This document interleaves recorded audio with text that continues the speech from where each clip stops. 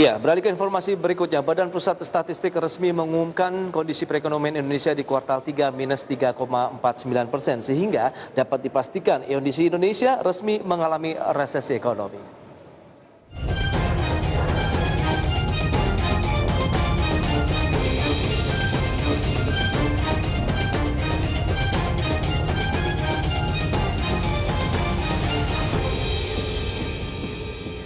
Badan Pusat Statistik belum lama ini mencatatkan adanya inflasi yang terjadi pada bulan Oktober tahun 2020 sebesar 0,07%.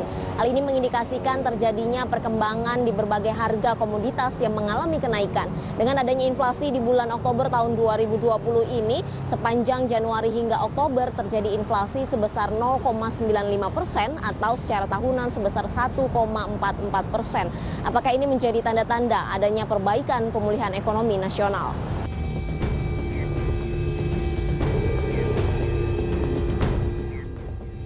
Badan Pusat Statistik telah mencatat pada Oktober terjadi inflasi sebesar 0,07%.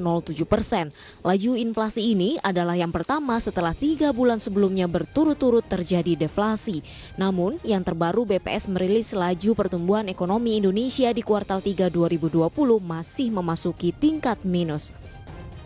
Kalau kita bandingkan dengan posisi triwulan ketiga tahun 2019, berarti ekonomi Indonesia pada triwulan ketiga secara tahunan atau Y on Y masih mengalami kontraksi sebesar 3,49%.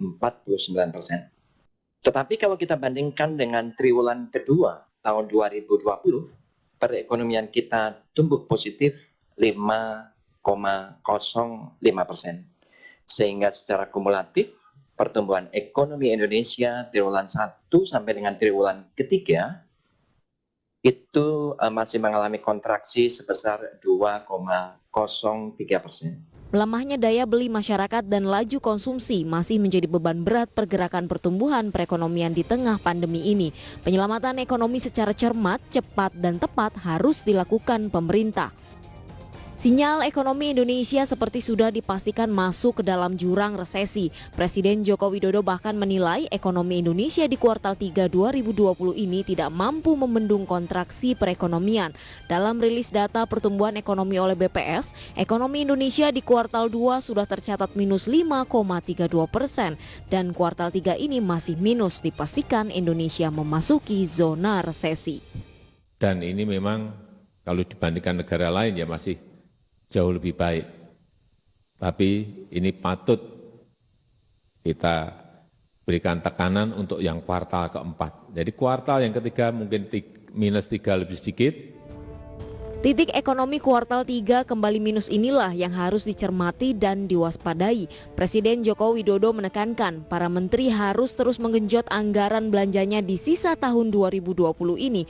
Untuk itu Kepala Negara mengingatkan kepada jajaran menteri agar memanfaatkan momentum positif untuk mendorong semaksimal mungkin pertumbuhan ekonomi di kuartal 4 mendatang.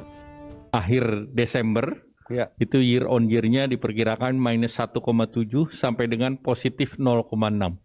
Dan di tahun depan itu hampir seluruhnya sepakat pertumbuhan kita antara 4,5 sampai 5,5. Tekanan ekonomi akibat pandemi COVID-19 begitu besar, bayang-bayang resesi menghantui ekonomi Indonesia jika selama 2 kuartal berturut-turut terjadi kontraksi pertumbuhan ekonomi. Seperti kita ketahui bahwa pertumbuhan ekonomi Indonesia di kuartal 2 tahun 2020 ini mengalami kontraksi atau minus 5,32%. Indonesia benar-benar akan memasuki jurang resesi jika pada kuartal 3 tahun 2020 ini pertumbuhan ekonomi Indonesia minus. Ekonomi Indonesia seperti sudah dipastikan akan masuk ke jurang resesi dan hal ini merupakan resesi pertama yang dialami Indonesia sejak tahun 1998. Perputaran ekonomi mengalami hambatan sejak pandemi. Pemerintah harus memikirkan bagaimana daya beli masyarakat ini bisa ditopang supaya tidak anjlok. Jadi tadinya kita melihat bahwa investasi ini akan tertekan, tetapi ternyata investasi dengan kita kebijakan PSBB yang membuka 11 sektor, ini membuat confident daripada mereka yang akan investasi terus tetap investasi di Indonesia. Kalangan ekonom menyarankan pemerintah harus menstabilkan dan memperkuat dua faktor utama yang menjadi penentu perekonomian saat ini, yakni konsumsi rumah tangga dan investasi. Di mana konsumsi rumah tangga lah yang memiliki peran terbesar begitu ya terhadap perekonomian Indonesia, di mana konsumsi rumah tangga ini memiliki kontribusi sebesar 57%. Disusul yang kedua yakni investasi sebesar 30%. Sehingga ketika dua sisi pengeluaran tersebut mengalami kontraksi, tentu pengaruhnya terhadap pertumbuhan ekonomi secara keseluruhan juga akan terkontraksi begitu ya. Selain itu, pemerintah harus memikirkan bagaimana daya beli masyarakat bisa meningkat supaya tidak terus-menerus anjlok.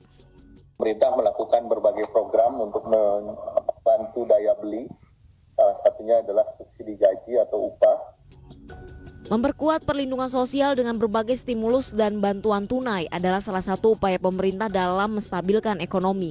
Harus dilihat, dampak terjadi resesi bisa menyebabkan deflasi atau penurunan harga. Tetapi resesi yang berkelanjutan justru menyebabkan hiperinflasi atau kenaikan harga yang sangat tinggi. Konsumen akan semakin rasional melihat hal-hal yang memang dia butuhkan dan akan semakin efisien dalam menggunakan belanjanya, dan karenanya pelaku usaha perlu menangkap ini sebagai sebuah perubahan gaya hidup, perubahan selera konsumen. Pemerintah berharap Indonesia tidak cepat mengalami resesi seperti negara-negara lain yang telah lebih dulu mengalami resesi. Pemerintah harus cepat memprioritaskan strategi penanganan, pemulihan ekonomi atau penanganan kesehatan. Apalagi ancaman resesi bisa berkepanjangan. Kita harus tetap fokus untuk mengatur, menjaga keseimbangan, titik keseimbangan antara penanganan, kesehatan, dan pemulihan ekonomi. Ini yang saya kira sudah berpuluh-puluh kali saya sampaikan, tetapi perlu sekali lagi ini saya tekankan. Resesi ekonomi jangan sampai berkepanjangan. Untuk mengurangi dampak resesi ekonomi, pemerintah harus meningkatkan jaring pengamanan sosial yang bisa menjangkau 60% penduduk miskin Indonesia, sehingga daya beli yang menjadi penopang konsumsi rumah tangga dapat secepatnya mendorong pemulihan ekonomi nasional. Dari Jakarta, Rizka Ayu Zulkifli, IDX Channel.